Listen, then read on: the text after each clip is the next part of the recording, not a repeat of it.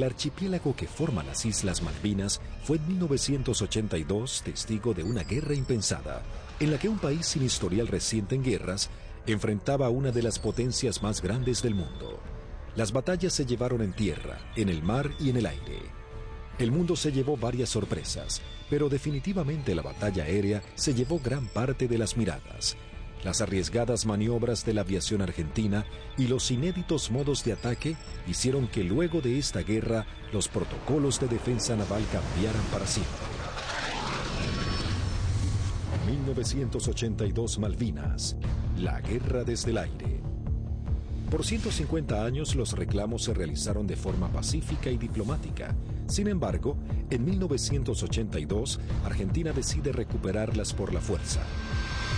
Como respuesta, Inglaterra hace zarpar a la flota más grande que enviara contra un objetivo desde la finalización de la Segunda Guerra Mundial. La Royal Navy y sus modernos Harrier enfrentarían a la aviación argentina y bombardearían objetivos terrestres en las islas. Estaba a punto de gestarse uno de los enfrentamientos más espectaculares de la aviación moderna. Los Sea Harrier y los Harrier GR-3 llegaban a la zona de conflicto con el objetivo de dominar la batalla aérea.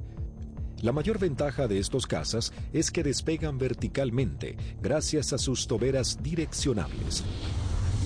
A la enorme experiencia de los pilotos británicos en combates aire-aire, se sumaba que llegaban armados con el misil americano Sidewinder AIM-9L, capaz de alcanzar a su blanco, aun siendo lanzado desde cualquier posición. Argentina se preparaba para enfrentar a las fuerzas de tareas británicas con diferentes aviones que había adquirido en los últimos 40 años. Si bien tecnológicamente estaba muy lejos del ejército británico, los pilotos tenían confianza en su desempeño. Había que pensar que el A4, el Skyhawk, era un avión que se compró de un diseño de la década del 50. Es un avión que la Fuerza Aérea lo compró usado en el desierto de Mojave, se le hizo el overhaul y se trajo a la Argentina, voló aproximadamente 140.000 horas antes de la Guerra de Malvinas, o por ahí, o sea que es un avión que tuvimos muchísima experiencia. La flota de la Fuerza Aérea Argentina estaba compuesta por las máquinas que para el momento eran antiguas.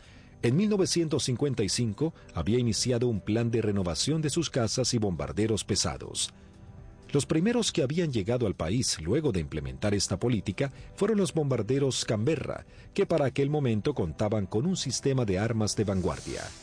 Y en Inglaterra surgió una polémica, pues había algún sector que quería vender y tener a la Argentina como un cliente de equipo militar, operaciones comerciales que eran muy rentables, muy redituables, pero un sector del Foreign Office se opuso terminantemente porque consideraban que ese era un riesgo y que la Argentina, con aviones como el Canberra, podía o estaría en condiciones de intentar ocupar las posesiones inglesas en el Atlántico Sur y en la Antártida, básicamente las Islas Malvinas, ya en el año 55. La mayoría llevábamos muchos años en la unidad, habíamos tenido un adiestramiento muy bueno, muy adecuado. Para nosotros esto era como participar en uno de los tantos ejercicios que se hacían, ¿no es cierto?, en esa época, y se simulaban operaciones reales, con lo cual teníamos un adiestramiento muy bueno y aparte un conocimiento mutuo entre las tripulaciones muy bueno, ¿no es cierto?, y aparte un espíritu realmente que nunca decayó. En la década de los 60, la Fuerza Aérea adquiere el cazabombardero A4 Skyhawk, de manufactura americana. La Fuerza Aérea Argentina comenzó a recibir sus primeros A4 en 1966 y 1974 se adquirió un nuevo lote de 25 Skyhawks A4C. La Fuerza Aérea Argentina también contaba con un avión de combate de fabricación nacional, IA-58 Pucará. Una docena de cazas a reacción Mirage 3 que habían sido adquiridos con la finalidad de proveer defensa aérea a la ciudad de Buenos Aires también estaban al servicio de las batallas aéreas. 39 aviones Dagger de origen israelí, su principal función era la cobertura aérea y el bombardero. En 1972, la aviación naval argentina adquirió un lote de 16 Skyhawks A4Q, que fueron destinados a la tercera escuadrilla de caza y ataque, con asiento en la base aeronaval de Comandante Espora. La tercera de caza y ataque con Skyhawk había desarrollado numerosas técnicas o tácticas propias para atacar naves a mar abierto. Era una unidad, de ese punto de vista, muy experimentada y reconocida inclusive por su capacidad. Estos Skyhawks, a diferencia del A4B y C, se caracterizaban por ser un sistema de armas capaz de operar desde el portaaviones argentino 25 de mayo. Pero para finales de 1981, los veteranos Skyhawks habían llegado al límite de la vida útil y la escuadrilla estaba a punto de pasar a retiro. Estaba pasando la escuadrilla por uno de sus peores momentos de la historia. Mejor dicho, el peor momento de la historia. 7 de los 10 aviones que contaba la escuadrilla estaban fisurados. Y eso significaba el cambio de las alas para poder seguir volando con seguridad. Algunos se pudieron cambiar, 2 de ellos se cambiaron el ala, pero los otros, los menos afectados, volaron con el larguero fisurado durante todo el conflicto. Y con respecto a los cohetes eyectores de asiento, también se ordenó que mientras durasen las operaciones no se iban a considerar vencidos esos cohetes, así que volamos con los cohetes de eyección vencidos. Así que el material nos encontraba a principios del 82 con solamente 3 aviones en servicio y que podían volar gracias a que la Fuerza Aérea nos había facilitado en préstamo 3 cohetes eyectores de asiento. Eso sumado a las falencias que ya se venían arrastrando de a tiempo, como los cañones de 20 milímetros que se trababan y que nunca fueron cambiados como pedíamos por los cañones DEFA de 30 milímetros que tanto éxito habían tenido los israelíes con su incorporación.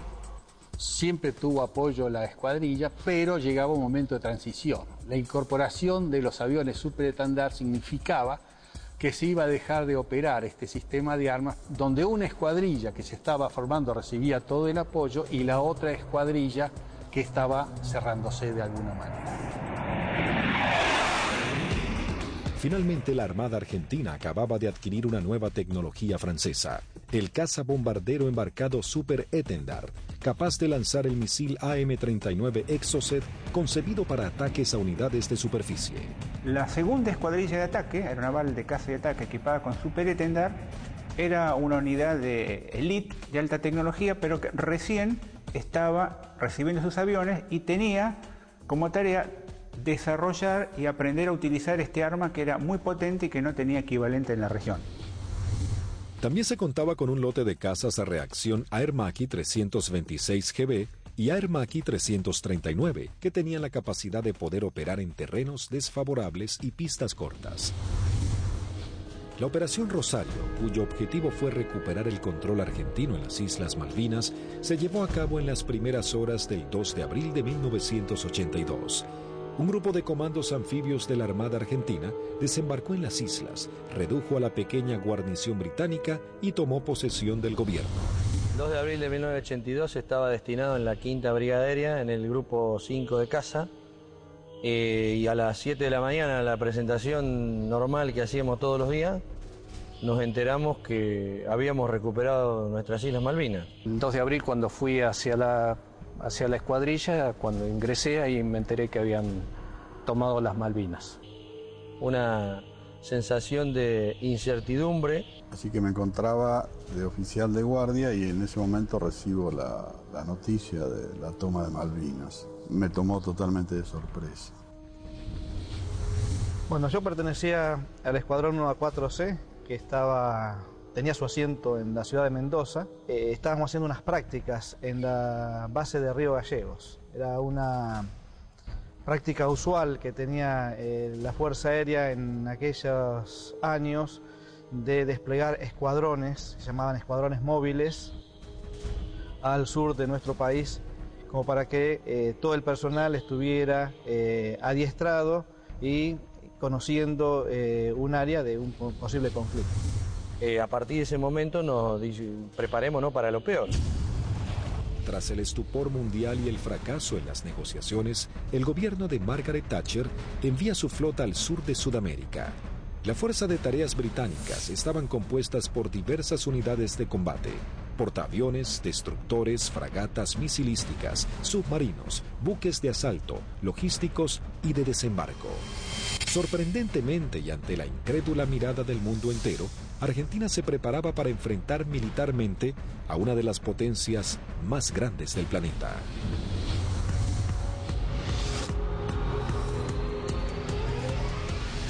Los pilotos argentinos tuvieron un veloz entrenamiento para aprender a neutralizar objetivos navales sin ser derribados. La operación exigía sortear los sistemas de detección y defensa de los buques para poder aproximarse al blanco y lanzar sus bombas por encima del mismo. Había que equilibrar la inferioridad tecnológica con la capacidad humana.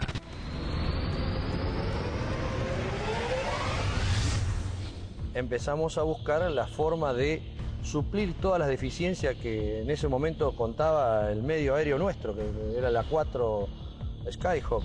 Y obviamente no teníamos contramedidas electrónicas para afectar tanto los radares como los lanzadores que poseían los británicos.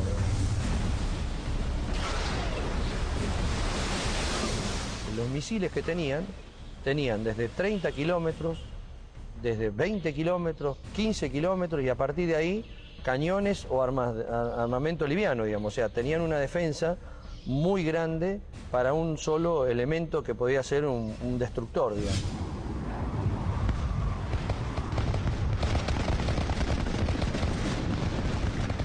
Entonces determinamos, con ayuda también de la Universidad del Sur, cuáles eran los niveles de vuelo que teníamos que realizar para poder volar bajo el lóbulo y no ser detectados por el radar.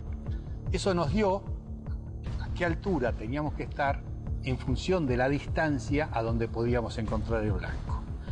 Y en la última parte, ya desde unos 50 kilómetros del blanco, teníamos que volar por debajo de los 15 metros, bastante pegados al agua, para no ser detectados por ese lóbulo.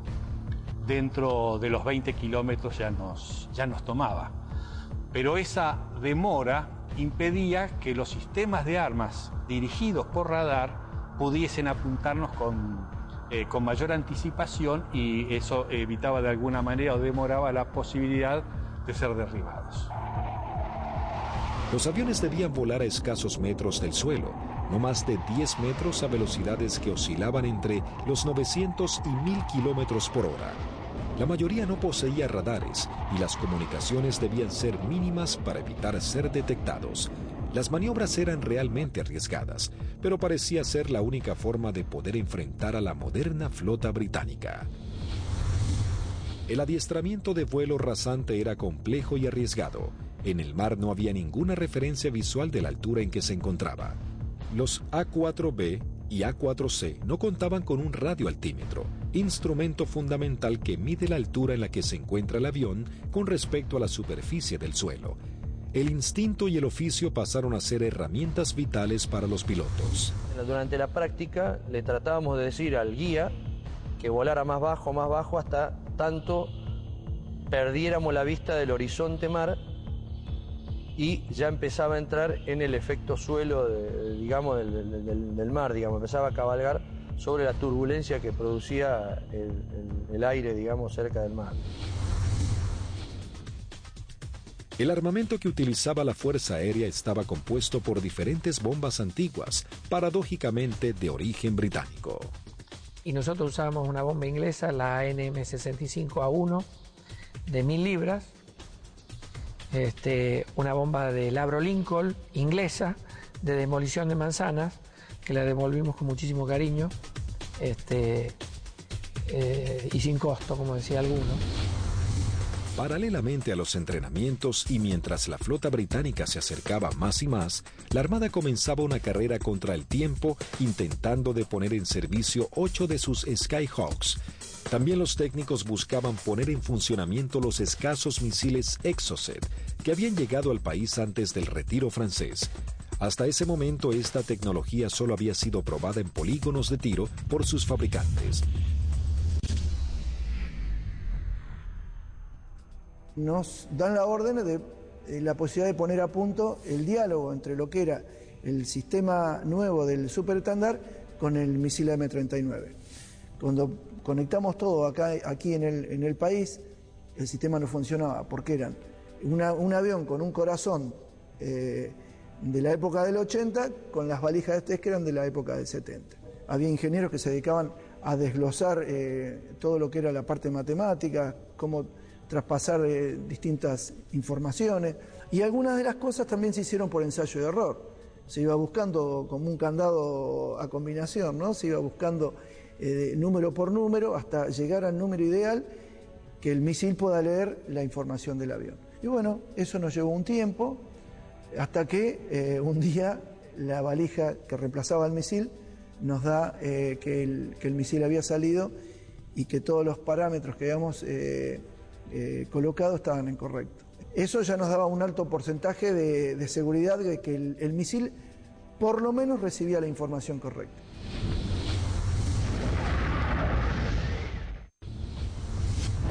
El 25 de abril, la flota británica llega a la zona y realiza sus primeras operaciones bombardeando las islas Georgias del Sur y retomando su control. 5 días después, el 1 de mayo, tiene lugar el inicio de los enfrentamientos en las Islas Malvinas y comienza la batalla aérea. 2 bombarderos Avro Vulcan británicos despegaron de las Islas Ascensión con la intención de dejar fuera de servicio la pista de Puerto Argentino. Al enterarse de la noticia en los aeródromos de Río Gallegos, Río Grande y San Julián, las secciones interceptoras se preparan para entrar en acción. 2 Dagger de la primera sección de Río Gallegos regresan al continente sin haber encontrado ningún objetivo. Una segunda sección de Dagger de la base de Río Grande es la primera en hacer contacto con aviones Harrier británicos. Al despegar hicieron contacto con el radar Malvinas, operado por la Fuerza Aérea Argentina. Con un alcance de 300 kilómetros a la redonda, se convertía en los ojos de los pilotos. A través de ellos podían saber qué aeronaves había en el teatro de operaciones.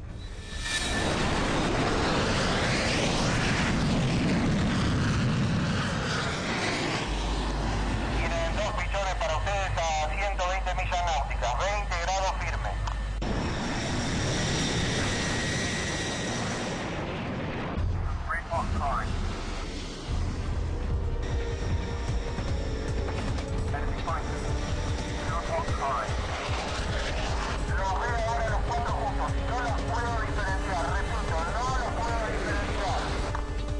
Los 4 interceptores comienzan a dar giros buscándose unos a otros, los argentinos con 22.000 pies y los Harrier 4.000 pies más abajo. Ahora los tienen a 9 millas de frente y a 1 milla al costado derecho.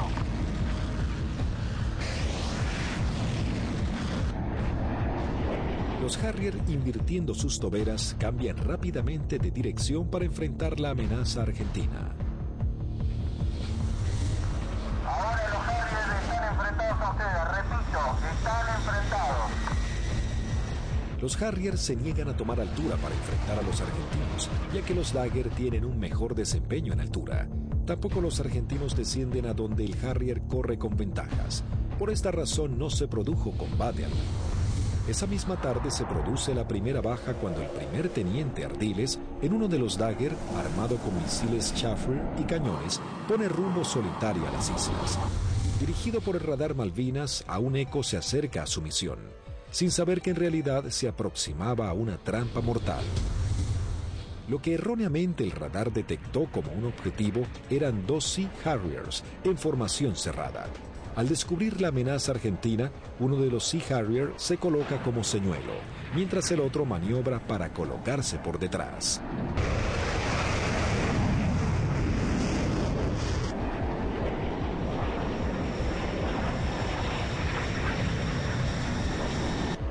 Ardiles se coloca en posición de disparo y lanza un misil Chaffir que es evadido por el piloto británico.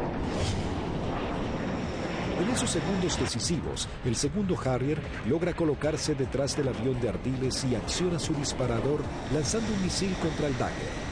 El piloto argentino no pudo eyectarse. Tras patrullar la línea de la costa, 3 Dagger de la base aérea de San Julián prosiguen hacia Puerto Argentino. Antes de llegar se encuentran frente a 3 buques británicos que están bombardeando el área. El destructor y las 2 fragatas abren fuego contra los aviones argentinos sin poder alcanzarlos. En ese momento el capitán Di Meglio lanza sus bombas sobre el destructor. Luego los Dagger inician el escape mientras una patrulla de Harrier va a su encuentro. Los aviones británicos abortan inmediatamente su ataque cuando 2 Dagger armados con misiles se interponen entre ellos y la escuadrilla para facilitar el escape de los argentinos. El 1 de mayo habían comenzado las hostilidades y ambos bandos mostraban todo su poderío y el valor de sus pilotos. Era el bautismo de fuego para la Fuerza Aérea Argentina.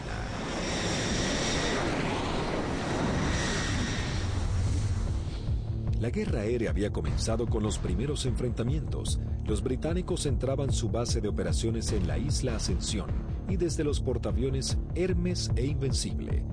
El objetivo principal era inutilizar la pista de Puerto Argentino, así dificultar las comunicaciones entre la isla y el continente, comprometiendo las posibilidades de los pilotos argentinos.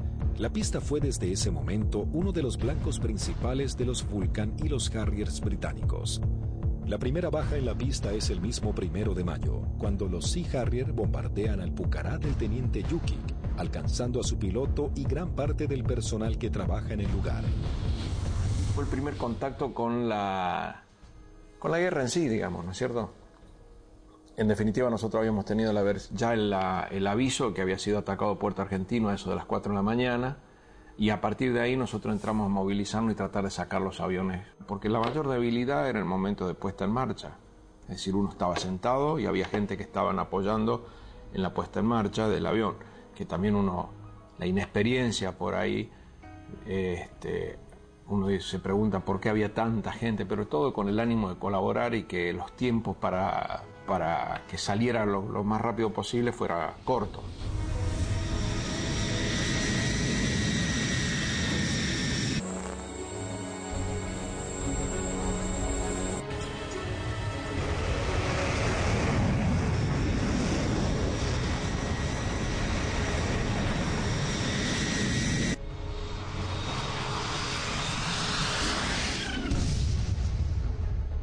Desde armeros, de suboficiales técnicos, electricistas, todo dando vueltas alrededor del avión, que casualmente, desgraciadamente, es el avión donde impactan y casi todos ellos fallecen.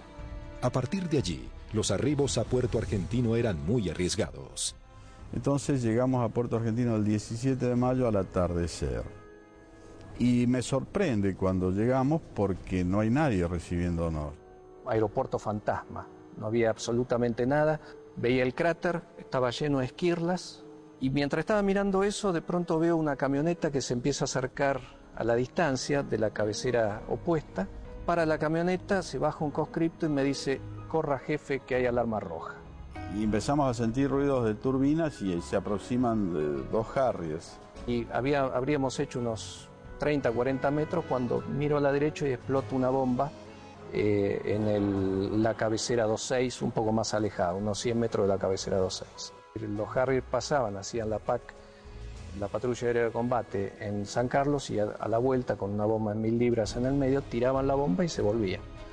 O sea que la cantidad de alarmas rojas era muy abundante. El 2 de mayo, el submarino nuclear británico Conqueror hunde al crucero Ara General Belgrano. En la operación mueren 323 marinos argentinos. La guerra había comenzado de la manera más cruda para Argentina.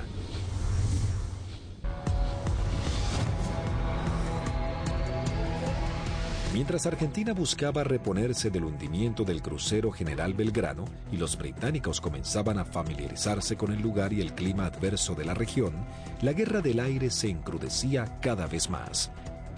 La Fuerza Aérea Argentina tenía el objetivo de diezmar lo antes posible a la flota británica y defender los objetivos en la isla que eran constantemente atacados. Los Harrier buscaban detener la acción de los pilotos argentinos y anular la comunicación entre el continente y Malvinas.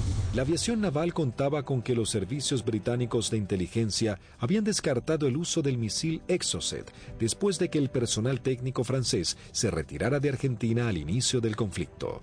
Por lo tanto, era una carta secreta con la que contaba Argentina. Tras semanas de arduas tareas, los técnicos navales logran hacer funcionar el misil. Para esto los pilotos iban adiestrando en todo lo que era la parte operativa, ¿no? El lanzamiento del misil, el vuelo rasante, y nosotros trabajamos en la parte técnica. Una vez logradas las dos combinaciones, se le dio el ok que la escuadrilla estaba en condiciones de lanzar los misiles AM-39. El 4 de mayo la aviación naval argentina pone a prueba por primera vez este sistema de armas. La segunda escuadrilla de caza y ataque monta una misión con 2 Super Etendard y un avión explorador Neptune y el apoyo de un reabastecedor Hércules de la Fuerza Aérea Argentina. El avión explorador Neptune detecta 3 contactos. Los 2 pilotos de los Super Etendard, tomando por sorpresa a los británicos, lanzan sus misiles contra el Sheffield. Bueno, ahí fue una satisfacción enorme porque todo el sacrificio arduo que habíamos hecho para poder poner a punto lo que era algo que nos parecía imposible había dado buenos resultados. La aviación naval argentina lograba hundir el primer buque británico y se convertía en pionera en la utilización de esta tecnología. El extremo entrenamiento comenzaba dando esperanzas a los pilotos argentinos. Tras días de bombardeos y cañoneos sobre los puestos argentinos en las islas, las réplicas de los soldados y los pilotos argentinos, los ingleses habían logrado interrumpir las rutas de contacto entre los puestos y la base argentina. La comida comenzaba a escasear en la vanguardia y el clima bajaba abruptamente. Los pilotos argentinos patrullaban el aire en busca del lugar exacto en el que los ingleses buscarían hacerse a tierra. Y a partir de ese 1 de mayo, a través de todas las acciones que realizó el escuadrón y los escuadrones de otros sistemas de armas, se iba degradando tanto el material como el personal, íbamos perdiendo camaradas en forma permanente. Entonces es como que el cerco se iba estrechando cada vez más. Finalmente, el 21 de mayo, comenzaba la última etapa de la guerra con el desembarco en la bahía de San Carlos. Con la colaboración del comandante Ewing Southby Taylor, quien conocía el lugar por haber prestado servicios en Malvinas, el general Jeremy Moore había decidido que ese era el lugar ideal para su desembarco. Los primeros avances de las lanchas de desembarco habían sido positivos. El lugar no estaba minado y parecía que sería un arribo relativamente sencillo. Pero con las primeras luces de la mañana, el teniente primero Carlos Daniel Esteban visualiza uno de los barcos y da aviso. Una Aermacchi 339 de la aviación naval realiza un vuelo de reconocimiento por la zona. Ni bien superé las primeras alturas, donde están las posiciones del batallón 5, ya comencé a observar acciones de combate. Había un helicóptero incendiándose, tropa de infantería desparramada corriendo por el campo y un helicóptero dándole apoyo. El aviador naval ingresa al estrecho de San Carlos, divisa un helicóptero en vuelo estacionario para alertar sobre posibles ataques aéreos. Me preparo para atacar ese helicóptero y ya me preparo para disparar. Observo todo el despliegue naval inglés sobre el establecimiento San Carlos. Rápidamente descubre que en el lugar había por lo menos media docena de buques ingleses. Con el piloto inglés nos alcanzamos a mirar. En ese momento recién él me ve. Kripa realiza un brusco giro a la izquierda, pasando a escasos metros del helicóptero. El helicóptero de la Fuerza de Tareas Británica alerta a los buques advirtiéndoles que un jet argentino va hacia ellos. Maniobrando su Aermacchi, Kripa somete a su avión a varias G negativas, respondiendo de manera efectiva. Una vez que entro en la corrida de tiro, el buque comienza a tirarme. Yo con cañones y cohetes solamente podía producirle daños muy pequeños, entonces mi intención era tratar de dejarlo fuera de servicio al buque, es decir, atacar todo su sistema de radares, de radios, antenas. Volando en forma rasante se coloca en posición de disparo contra el primer buque que cruza frente a su mira de tiro.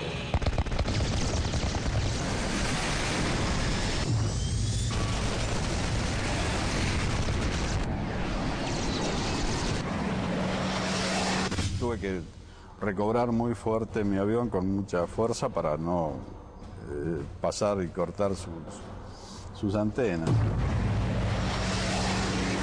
Una vez realizado el ataque Kripa, vuela entre medio de toda la flota británica. Las unidades ni los efectivos abren fuego por temor a impactarse entre ellos y el piloto argentino logra escapar. Entonces voy escapando sobre la península esta hasta salir del alcance de tiro de ellos, y de ahí teóricamente tenía que volver, pero pensaba que si volvía a Puerto Argentino y decía que había muchos buques, nadie iba a pensar que había la cantidad que yo había visto. Así que hice una órbita en ese lugar y en el anotador de rodilla que teníamos hice un croquis, posicionando los buques que yo vi en ese momento.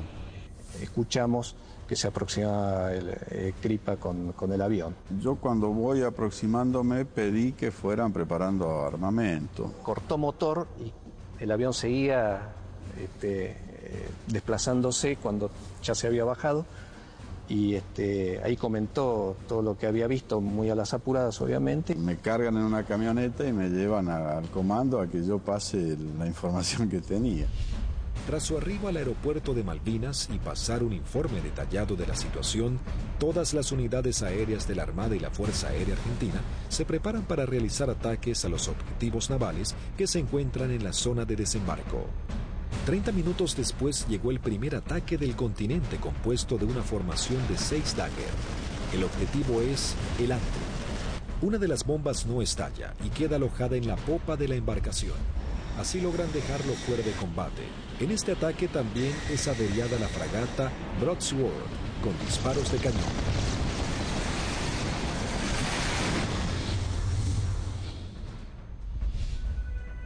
En Río Grande, las escuadrillas de Dagger y A-4Q navales parten para atacar blancos ubicados en el estrecho de San Carlos. Argentina intentaba dominar el espacio aéreo en el archipiélago. Había poco que hablar en ese momento. Hicimos la última información de meteorología y con lo que nos trajo el capitán Castro Fox, salimos 2 secciones reforzadas. Yo salí con el teniente Márquez y el teniente Arca, y el sublíder era el teniente Rótolo con el teniente Lecuri y el teniente Silvester.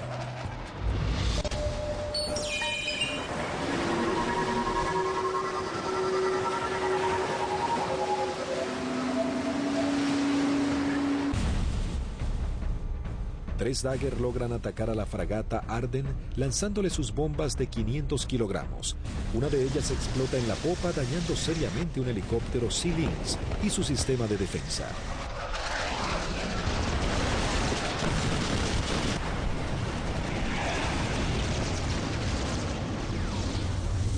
En ese instante, 3 A-4Q navales se aproximan en vuelo rasante a la bahía Ruiz Puente en búsqueda de algún blanco.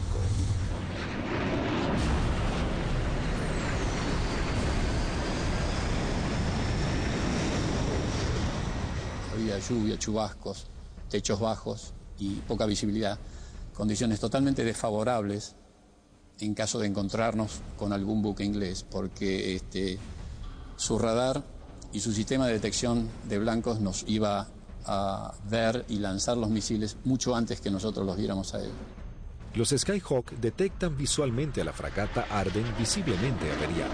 Les ordené atacar, conectamos máster de armamento, que era el único punto que faltaba. Iniciamos un giro para atacar desde una posición relativa favorable. Los 3 A-4Q navales se aproximan en vuelo rasante a 900 kilómetros por hora. El teniente Márquez, quien vuela último, ve el impacto producido por una de las bombas de 250 kilogramos del capitán Alberto Filippi, que da de lleno en la popa, elevando una gran bola de humo y esquirlas.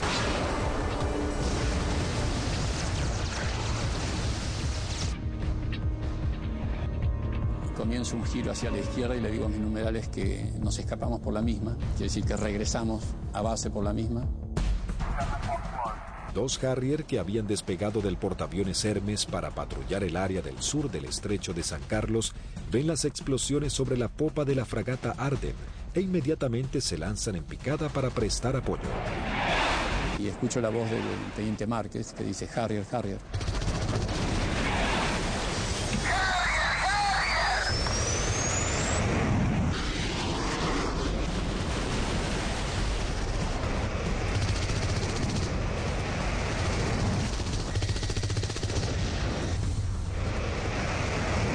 Mientras el otro Harrier va tras el A4Q del capitán Filippi y le lanza un misil Sidewinder.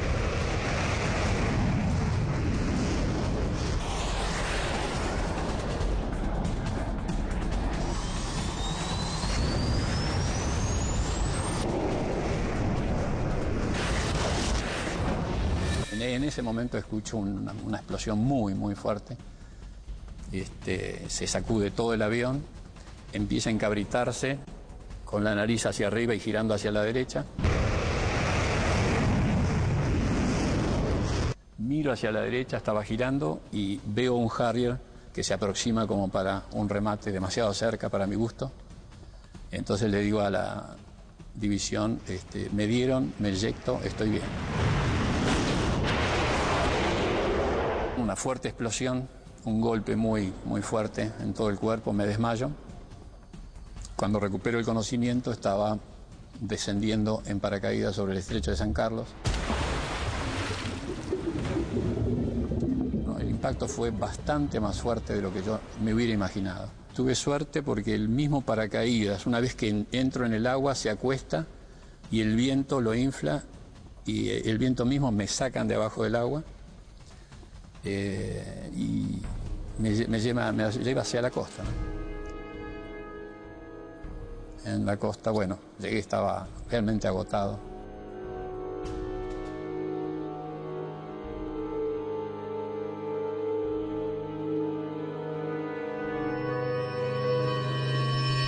La fragata Arden, con daños de importancia, también es señalada como el blanco de la nueva escuadrilla que se acerca a la zona.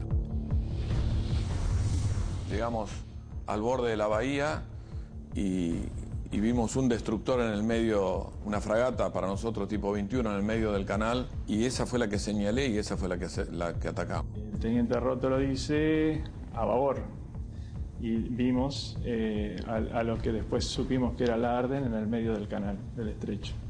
Y sobre eso giramos inmediatamente. Y ya pegado al agua practicamos un zigzagueo que hacíamos bastante violento a baja altura para evitar que los controles de tiro nos pudieran concentrar el tiro sobre nosotros.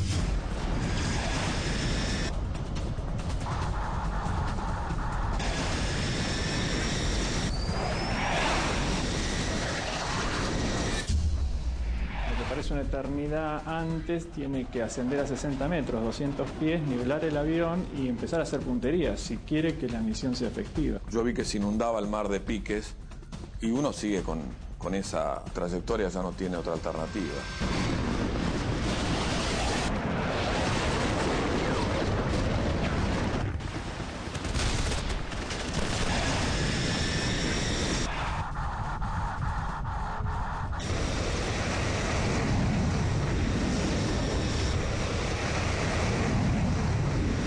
Yo vi el lanzamiento de teniente Rótolo, horquillando el blanco, 2 bombas antes, 2 bombas después, y sobre las columnas de sus explosiones, de la explosión de sus bombas, lancé yo las mías.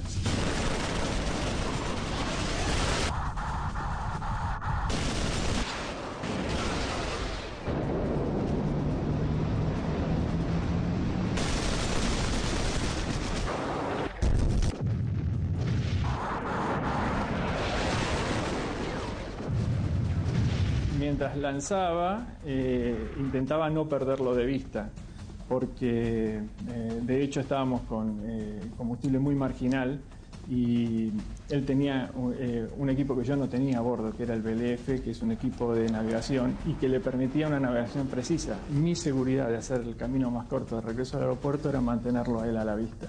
A pesar de todo el fragor del ataque, alcancé a decirle: rompo por derecha y me voy por el morro del costado, y al poco tiempo un silencio, y poco a poco fueron apareciendo. Primero Lecourt, después Sylvester. Y ahí nos volvimos a juntar. Por un lado teníamos la satisfacción del deber cumplido y por otro el sabor amargo de haber perdido, bueno, lo que las estadísticas dicen que se pierden en este tipo de ataque a unidades navales. El 50% de las unidades que salen normalmente no regresan. Sí, es un ataque, es violento, es muy violento lo que se vive en la cabina. Debido a los ataques que sufrió ese día, la fragata HMS Ardent se une en las frías aguas del estrecho. Sin embargo, las fuerzas terrestres británicas preparan el avance a Puerto Argentino. Las batallas eran cada vez más encarnizadas. El ejército británico debía lidiar con las tropas argentinas apostadas en las islas, los ataques certeros de la aviación y con el clima que día a día se volvía más frío. El 23 de mayo se desata un nuevo ataque contra otra de las unidades de superficie claves de la Fuerza de Tareas Británica. Esta vez el blanco es otra fragata clase 21, la Antelope. El primer ataque a los buques en San Carlos comienza poco después de las 9 de la mañana con escuadrillas de Skyhawks navales y de la Fuerza Aérea. Una segunda escuadrilla de 4 Skyhawks A4B de la Fuerza Aérea Argentina se abre paso a través del fuego antiaéreo y de los misiles. Los A4B a cargo del primer teniente Luciano Guadagnini y el alférez Gómez se dirigen hacia la fragata Antelope para atacarla. Guadagnini inicia su corrida de ataque, lanza su bomba y es alcanzado.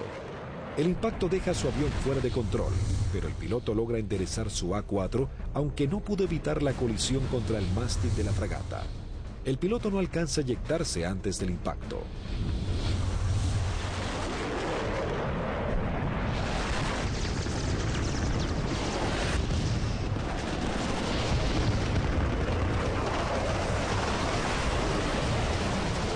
La bomba continuó su trayectoria y quedó alojada en la banda de estribor sin explotar. Tras la primera incursión, el ataque a la nave continúa con los A4Q navales, que se aproximan rápidamente en vuelo rasante por la isla Gran Malvina. Pude recorrer bien pegado al terreno en la isla Gran Malvinas y llegamos lo que vendría a ser al cordón muy bajo que hay, pero de unos 450 metros de altura.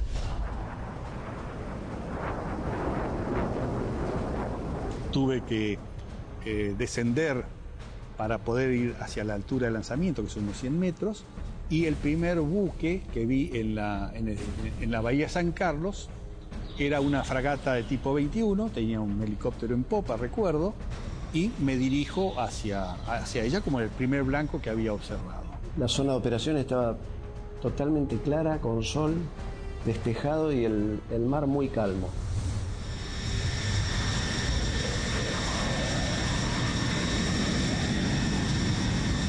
Todo era como en las ejercitaciones que siempre hacíamos con flota, un buque que simulábamos el ataque, el buque que nos apuntaba, pero esta vez en vez de apuntar nos tiraba también. Inmediatamente que entramos a la bahía, empezaron a tirar. Y tiraban ya de tierra, se veían los fogonazos, sobre todo de la derecha y del frente.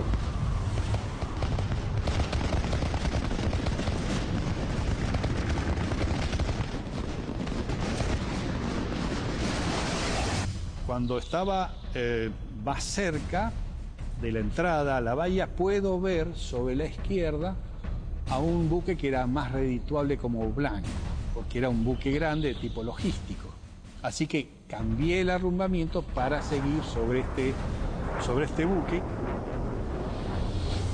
un momento dado quise tirar cañones porque tiraban de todos lados y salieron 2 disparos y se me trabaron los cañones.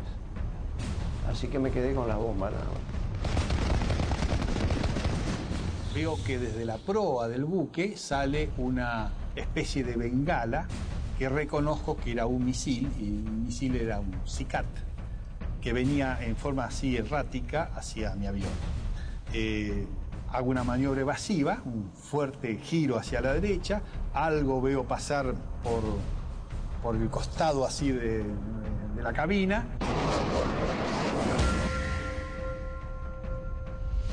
Pero evidentemente el misil ese me había sacado en la corrida de puntería, que si bien no me derriba, logra el objetivo de que yo no pueda lanzar con mayor precisión las bombas y evidentemente mi salva fue larga. Habían borrado las matrículas de los buques, así que se veía un buque gris clarito sin poder identificar qué buque era. Cuando paso lanzo, eran 2.000 libras de peso que largaba en un instante, el avión hace una cabreada, quiere subir, impido que subo y cuando miro adelante estaban tirando de todos lados.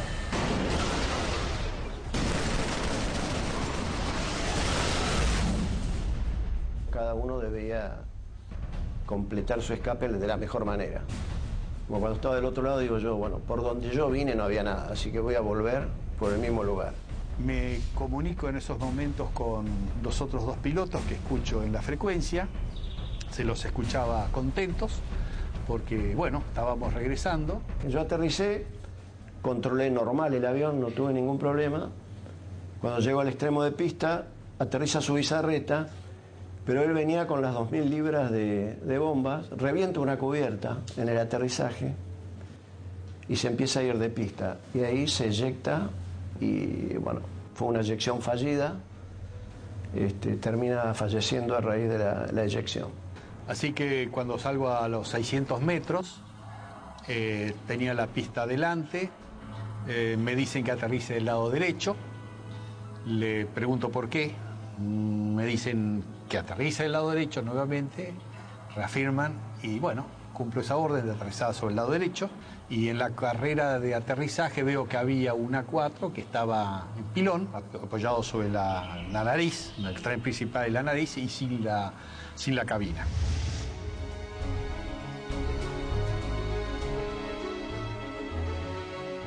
No sabíamos nada de los tres primeros y su bizarreta que acaba de morir en el aterrizaje.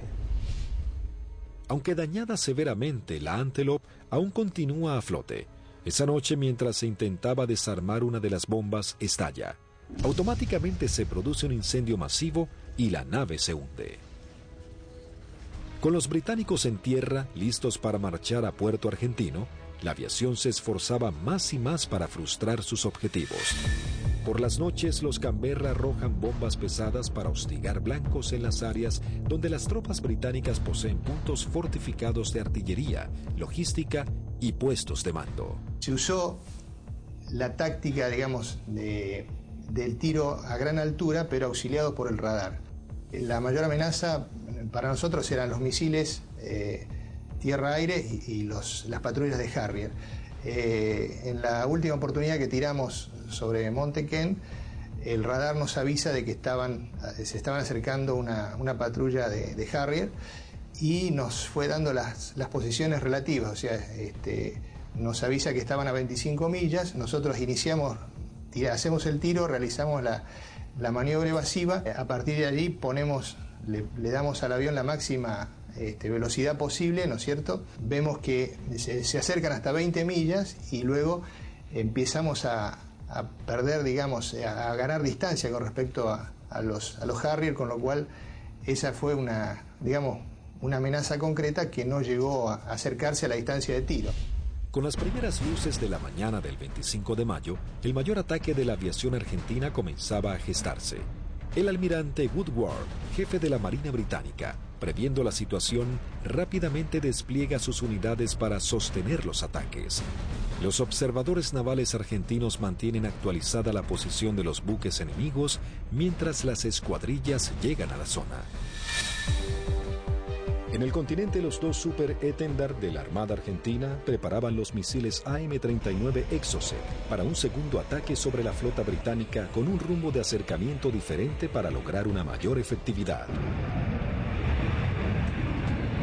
Los británicos tienen certeza que los aviones aparecerán desde tierra, pero los radares no pueden detectarlos. A las 15:20 horas surgen dos A-4B sobre la isla Borbón y se dirigen hacia mar abierto, encontrando a la fragata y el destructor frente a ellos. Los A-4B lanzan su armamento.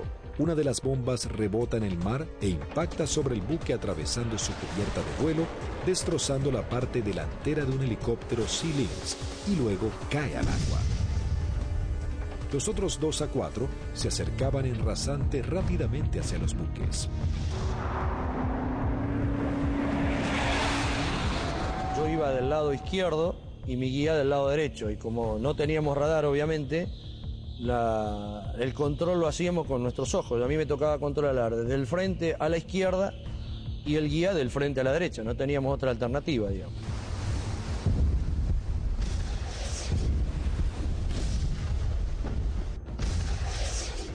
Y le digo, a la izquierda están. Así como estaba mirando, le digo, a la izquierda están al guía, y saco la vista y lo miro para ver qué iba a hacer. Acuérdense que nosotros veníamos bien pegados al agua, rasante. Veo al guía, lo miro, y la maniobra que hace él es instantánea. Cuando escucha una sugerencia que le digo, a la izquierda están, pone viraje a la izquierda violentamente buscando el blanco. Inmediatamente el guía pone viraje brusco a la izquierda, dejando sin opción a Barrio Nuevo de tener que elevarse para esquivarlo entrando en el área de tiro del radar, que al estar en automático, inmediatamente lanza un misil Sea Dart. Escucho a la otra escuadrilla, Carballo, que dice el misil, el misil, el misil. Y Rinque, que venía atrás, le dice, no se preocupe, que va por otro lado.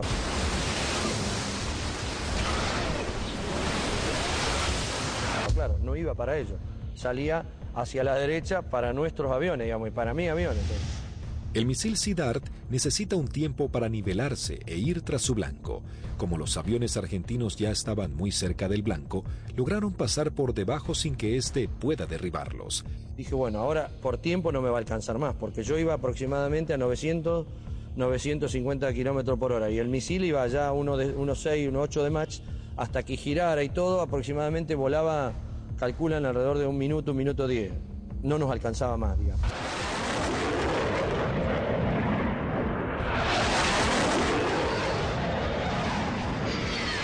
Yo lo veo al guía porque le iba formando un poquito más atrás, unos 50, 100 metros más atrás, y veo perfecta las bombas cuando la lanza, y impactan a no más de 1 metro del agua.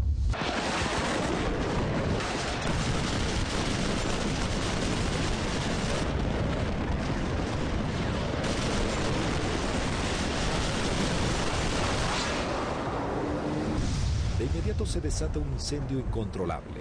Corte de las comunicaciones, electricidad y pérdida completa del control de la nave. Cuando aterrizamos en Río Gallegos, estaban columnas de mecánicos, los primeros 200, 300 metros con banderas, saludándonos.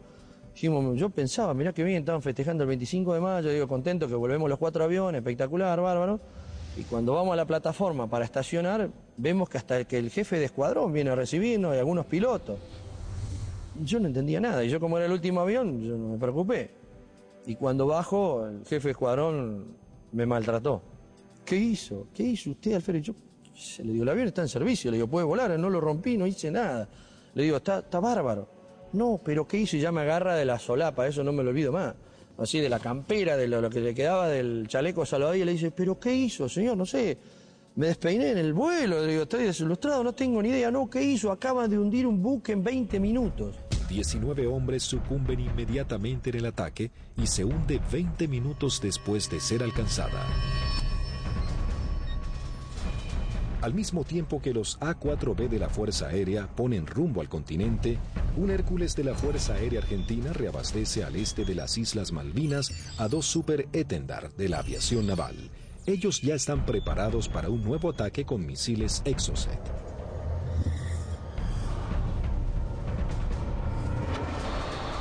A unos 60 kilómetros de la flota británica, los Super Étendard detectan varios ecos en sus radares. Eligen los más grandes y mientras toman altura de lanzamiento, los datos son transmitidos a sus misiles de manera automática.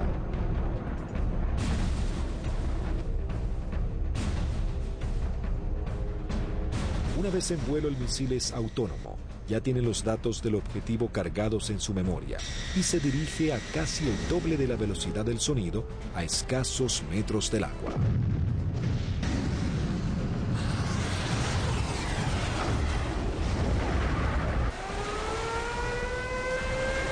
Nuevamente los británicos lanzan una alerta de combate. Los navíos ordenan despegar helicópteros con equipos para señuelos antimisil.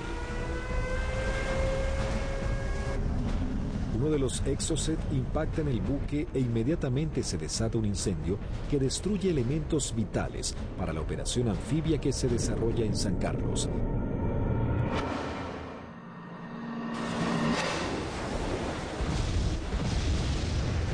El buque es abandonado y se hunde unos días después.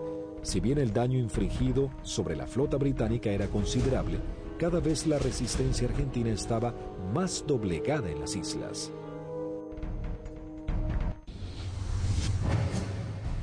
La guerra llegaba a su nivel más desesperante con las bajas temperaturas. Las tropas británicas se preparaban para avanzar por tierra. Sin embargo, los soldados argentinos apostados en las islas no cedían posiciones y los bombardeos aéreos azotaban a la flota británica. Las fuerzas argentinas, visiblemente cercadas en Darwin, resistían con el apoyo de la aviación. El 28 de mayo se proyectó atacar a las posiciones inglesas con los aviones IA-58 Pucará, que desde el 21 de mayo estaban asentados en Puerto Argentino. Conocíamos bastante la zona porque era la zona misma donde nosotros habíamos operado antes, es decir, a los alrededores de lo que habíamos utilizado como campo de aterrizaje nuestro, era la zona donde ya estaban los ingleses aproximándose hacia el pueblito donde estaba la base, digamos, lo que quedaba de la base. Yo alcanzo a ver algo que se mueve, levanto y hago una ráfaga de cohetes, siento una voz en la frecuencia de mi radio que me dice desde tierra en Darwin, siga tirando que están ahí, siga tirando que están ahí. Y ahí empiezo a sentir yo disparos también que me empiezan a impactar en el avión.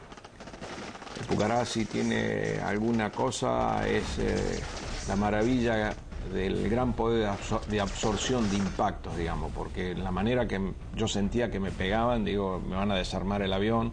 Yo trato de salir, como los impactos que me pegaban eran casi todos del lado derecho, quiero salir virar el avión hacia la izquierda y ahí el avión ya no me responde. Bueno, entonces ahí tomo la decisión de eyectarme. Muy bajo, yo ya estaba, creo que no más de 15, 20 metros del suelo. La sensación de estar colgado en un paracaídas no la tengo porque fue como si hiciera un salto desde un techo al suelo, porque fue todo demasiado rápido. Tengo grabado en la memoria que pasa el avión abajo mío todavía y el agujero a través de la cúpula por donde había salido el asiento. Y todavía que le siguen tirando porque se ven trazantes que van hacia el avión. No vi si el paracaídas se abrió, no sé, no supe nada. Ya me encontré en el suelo y enredado intenté salir corriendo y ahí me enredo en los cordones del paracaídas, que caigo, me vuelvo a levantar y tratándome de sacarme el paracaídas y pues ahí ya me agarran dos ingleses, me apuntan y se me acabó la historia. Con las bajas temperaturas, los plazos eran cada vez más cortos y los ingleses buscaban generar un desenlace rápido. La Fuerza de Tareas Británica intenta cerrar su cerco sobre Puerto Argentino. Para lograr este cometido se organiza un desembarco anfibio apoyado de unidades navales en la zona de Puerto Fitzroy el 8 de junio.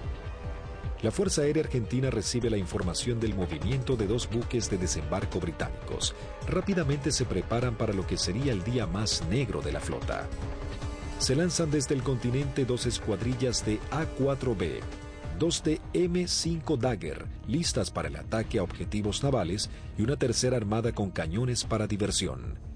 La primera escuadrilla de A4B divisa y bombardea el buque de desembarco Sir Galahad. También se bombardea la costa en donde los ingleses comenzaban a llegar.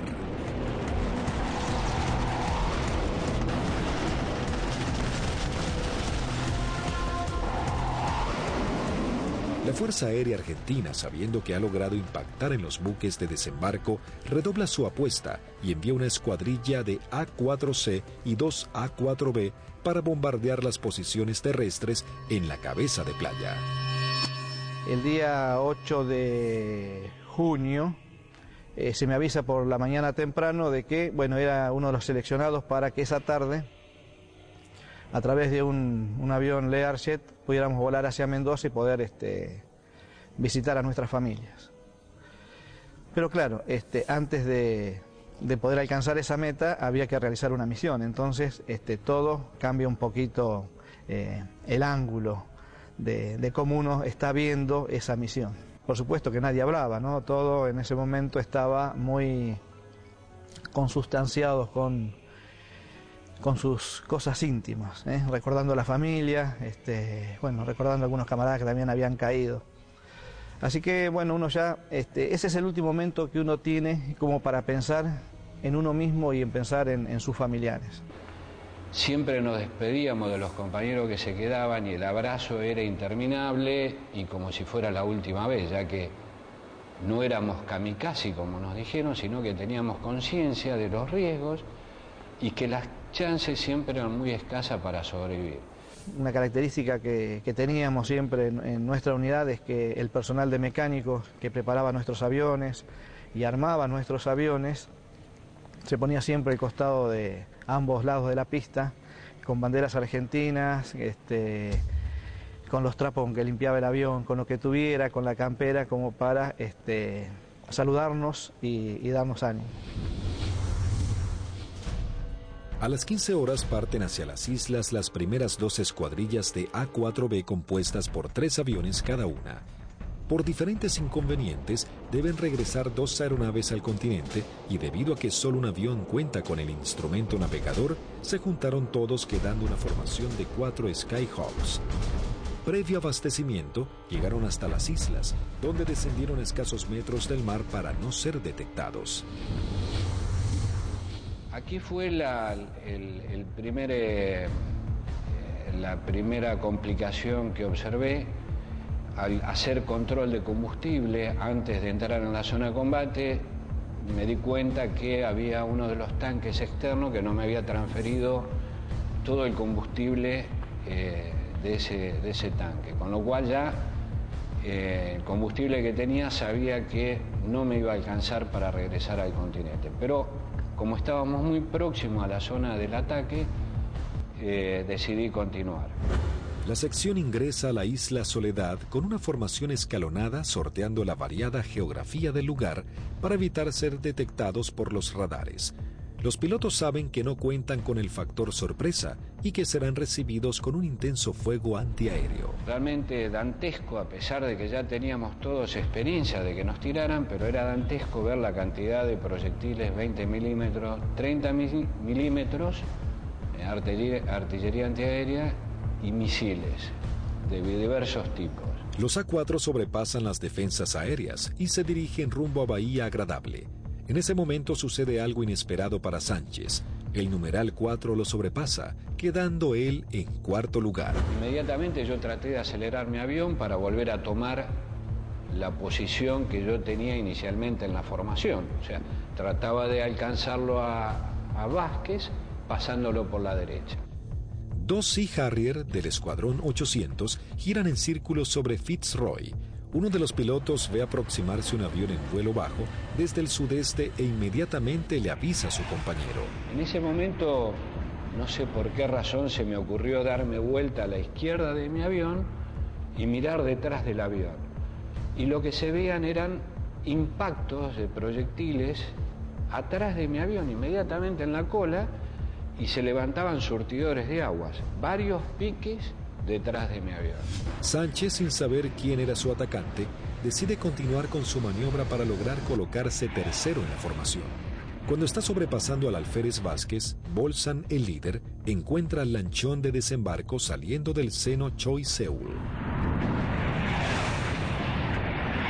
Cuando la ve, inmediatamente pone viraje y el resto de los aviones lo siguen, con lo cual los 3 aviones se me vinieron encima mío. Ninguno se había dado cuenta que yo venía tratando de ocupar mi posición, con lo cual los tuve que saltar por arriba, evitándolos, tomé altura, lo cual siempre era un riesgo, porque evitábamos tomar altura en la zona del combate porque era un tiro al pato, decíamos, de cualquier avión o cualquier buque que anduviera en la zona.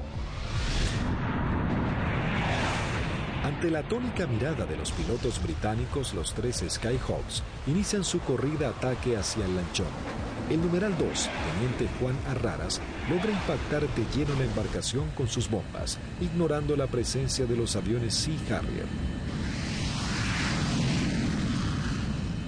Hay algo que me llama la atención a mi derecha y a unos 500 metros veo 2 Sea Harrier a la misma altura que yo, bien formaditos, paralelos, un poquito más retrasado el segundo avión.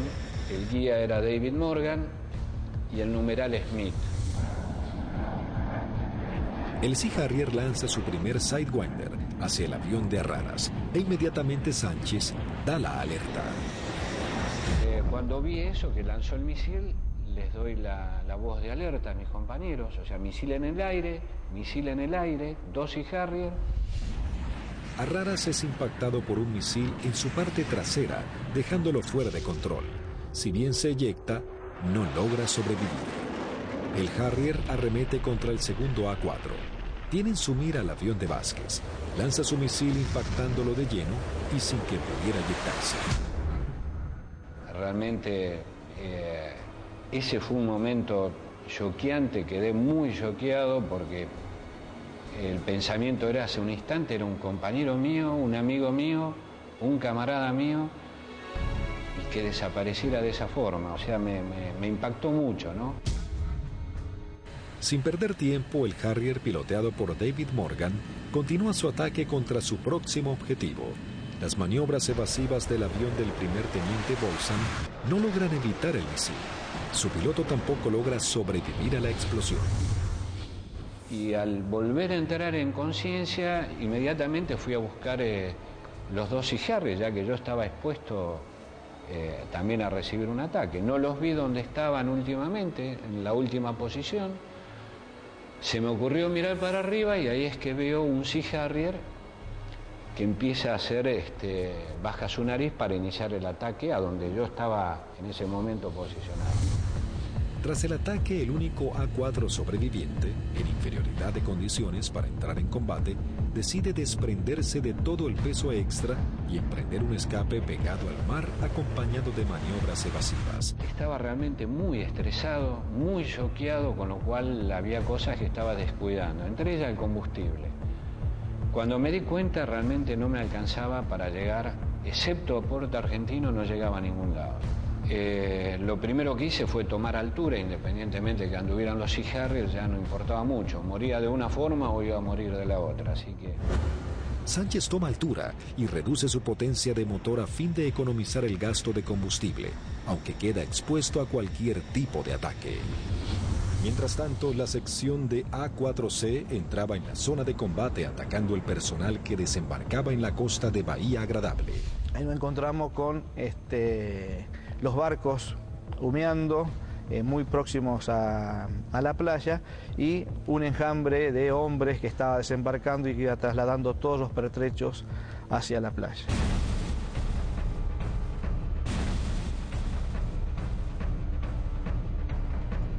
A partir del momento en que nos visualizaron, comenzaron a disparar tanto con armas livianas como con los misiles Blue Pie, que son misiles transportados por un hombre.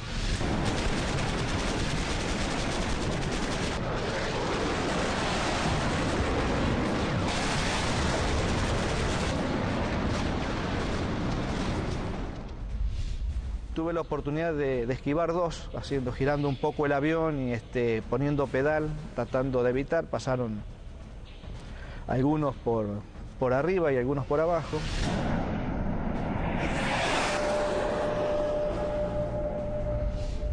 Siento también una explosión en la parte delantera de mi avión, que bueno, puede ser algún misil que me haya tocado, pero pude seguir operando, lancé las bombas y en el momento en que giro a la izquierda veo a mi numeral que está escapando hacia la izquierda con una luz roja que lo está siguiendo.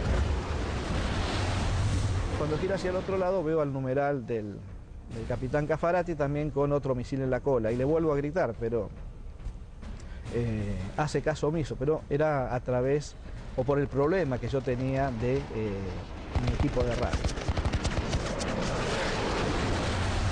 El Skyhawk del teniente Sánchez se encontraba expuesto en altura, con sus cañones trabados y sin combustible para llegar a la base.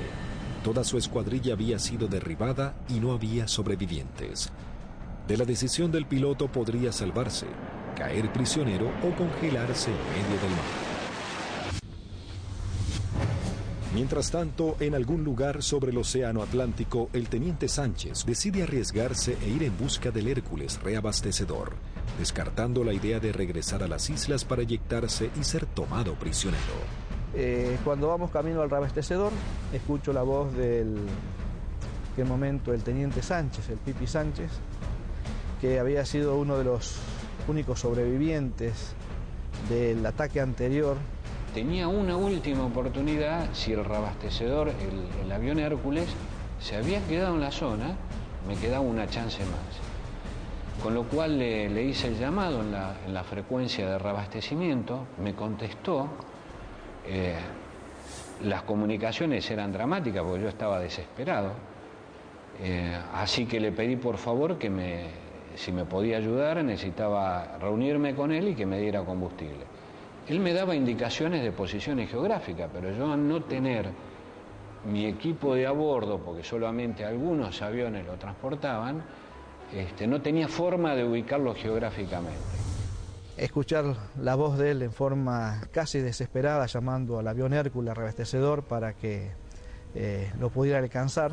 La tripulación era el vicecomoro Cano y el capitán Rubik. Realmente, si le debo la vida a alguien es a ellos. Siempre digo que son mis segundos padres. La situación era que la última vez que vi el indicador de combustible no me quedaban más de 400 litros, que prácticamente no da para nada, realmente no daba para nada. Con lo cual dejé de verlo porque lo único que hacía era producirme más estrés por no estar acoplado al Hércules. La tripulación del Hércules, en un gesto heroico, se aproxima bastante a las islas y le da la tranquilidad de decirle, quédate tranquilo, pibe, que ya estamos yendo para allá.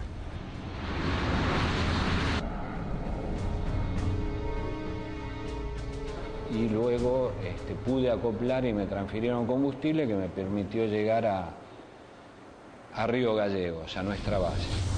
En el regreso, el brigadier Paredi observa que su indicador del nivel de aceite de su avión comienza a fluctuar. Nuevamente el fantasma de la caída en medio del océano vuelve a aparecer. Con lo cual digo, bueno, puede ser que me hayan producido alguna perforación, esté perdiendo aceite y se engrane el motor y acá me queda a mitad de camino.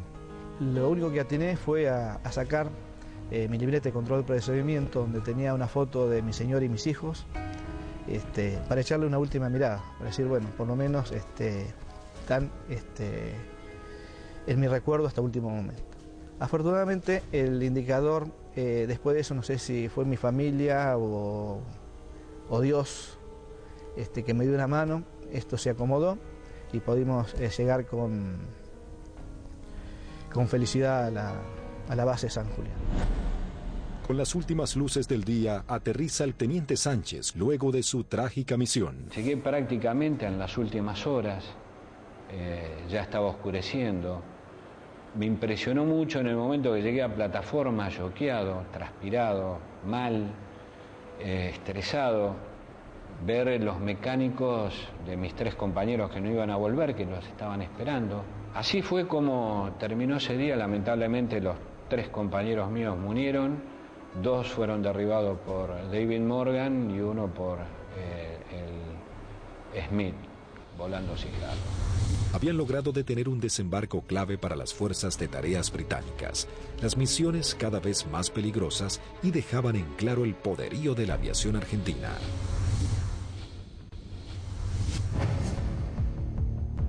La guerra terminaba, sin embargo las misiones de la Fuerza Aérea eran cada vez más arriesgadas. El 13 de junio, a horas de finalmente firmar la dimisión argentina, comienza a tomar forma un ataque que podría haber cambiado el curso de la batalla final por las Islas Malvinas.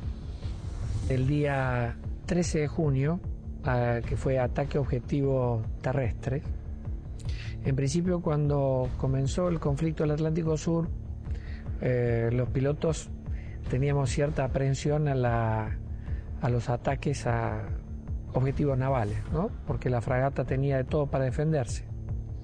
Cuando fue avanzando el conflicto y llegamos ya casi a los finales y los ingleses ya tenían buenas posiciones tomadas en tierra, realmente se complicaba el ataque a objetivo terrestre porque estaban las defensas terrestres, las aéreas y encima las navales, había que sortear todas.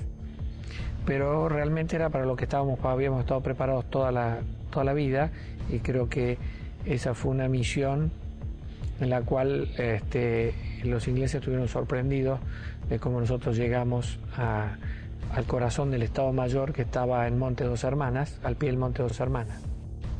2 escuadrillas de A-4B del Grupo 5, armados con 3 bombas retardadas por paracaídas, toman parte de la última misión de combate de la Fuerza Aérea Argentina. La acción es osada y peligrosa: atacar y destruir el comando del Estado Mayor británico del general Jeremy Moore, jefe de las fuerzas británicas. En esa misión volamos casi unas 350 millas, un equivalente a unos 700 kilómetros, rasante. Iban tan bajos, tan rasante, que el chorro de los aviones quedaba marcado en el agua. Entonces me resultaba más fácil seguirlos. Y ahí escuchamos al radar Malvinas, que salió en frecuencia y preguntaba: ¿hay alguien en frecuencia? Fue la primera vez que en mucho tiempo que el jefe de escuadrilla rompió el silencio de radio, el capitán Varela, y dijo: los nenes. Muy bien, dice radar Malvinas, yo tengo, no los tengo, pero tengo una PAC al norte, 2 aviones, etcétera, etcétera. Tengo una al sur, tengo una al oeste y tengo una al este. Le volvió a preguntar el capitán: ¿usted nos ve? El radar Malvinas le dijo: no. Entonces ellos tampoco. A las 12 horas del mediodía, las 2 escuadrillas ingresan al área de Malvinas para dirigirse a su blanco. Cuando estábamos sobrepasando el acantilado, vimos que estaba posado ahí un helicóptero, un Sea-Lynx británico, que son los que lo usaban ellos como de vedores. Y yo pienso que ese helicóptero informó la posición nuestra, informó la entrada nuestra a la isla. Inmediatamente de eso el radar Malvinas empezó a dirigir al aire, dar todos los movimientos a las PAC. Todas las PAC iban concentrándose hacia el lugar de nuestra ruta.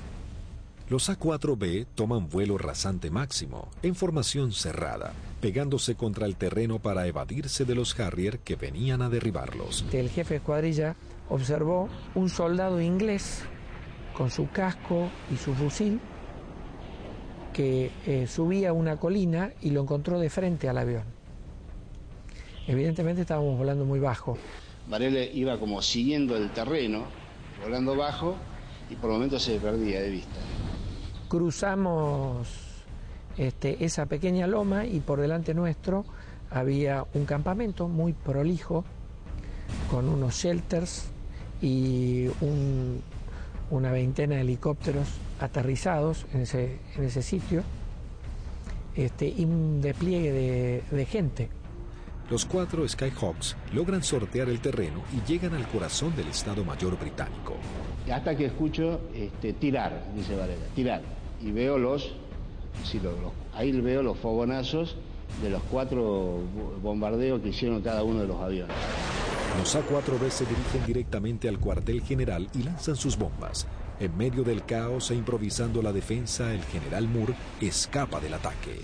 pude ver el impacto de los helicópteros en marcha y el impacto de los cañones nuestros, una mancha marrón que iba pegando en cada uno de las puertas del helicóptero. Yo era la primera experiencia que tenía de haber tirado tan cerca. Incluso uno de los helicópteros despega y, digamos, nos pone el rotor de frente al avión.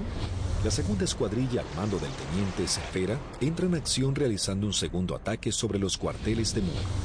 Cuando yo veo ese escenario, ordeno a mi escuadrilla tirar en ese lugar, ya sobrepasado el ataque de Varela, más adelante.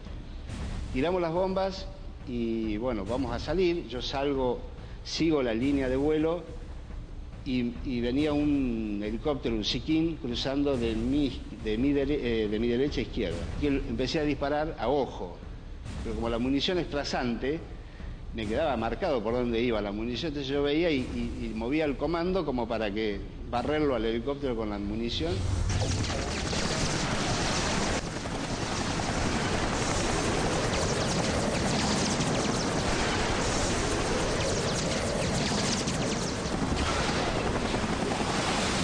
Y ahí mi numeral, que venía acá, a la izquierda mía, de Lepiane, me dice, él ve el lanzamiento de un misil que me venía hacia mi avión y me pide, me dice, por derecha, Tuco, por derecha.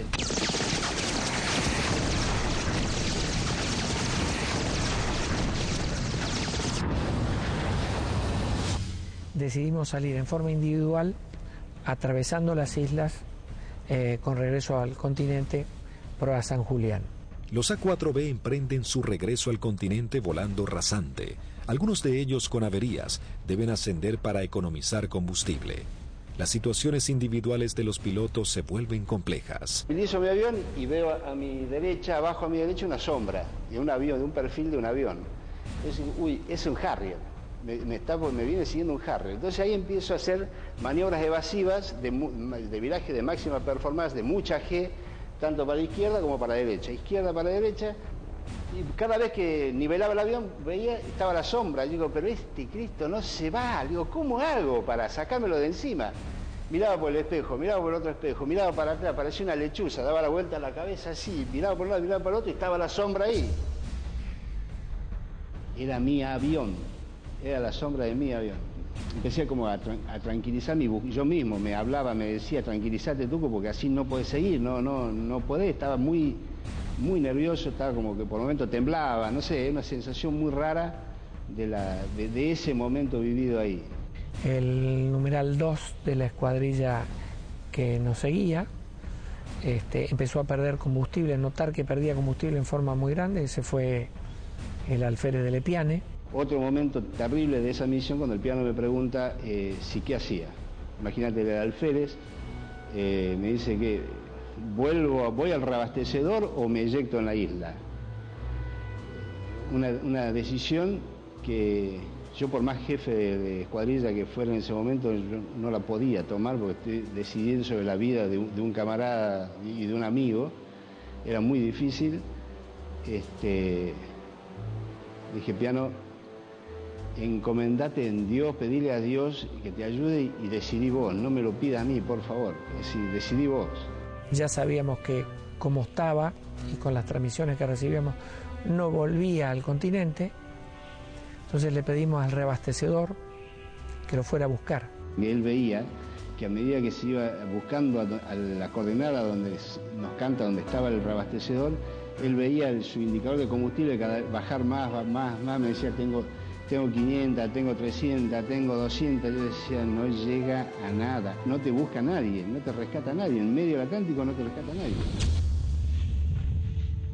El comandante del Hércules, vicecomodoro Lee 30, escuchando los pedidos de Delepian, decide ir hacia él aún sabiendo que puede ser derribado por misiles británicos. Ahí en ese momento el piano lo ve al Hércules, él estaba arriba del Hércules y hace el viraje y se le tira al Hércules. Pensá que era un alférez, tenía muy pocas horas de vuelo y creo que debe haber sido el tercer reabastecimiento de él.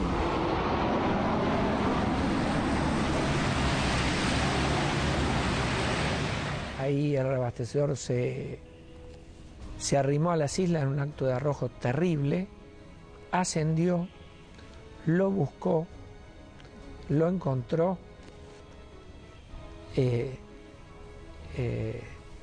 reabastecieron con una pérdida de combustible muy importante en el plano, tenía un agujero que atravesaba el plano completo, o sea que todo lo que le daban, parte iba al motor y el resto iba fuera del avión, y regresamos todos sanos y salvos al continente. Todos llegamos, incluso de Lepiane.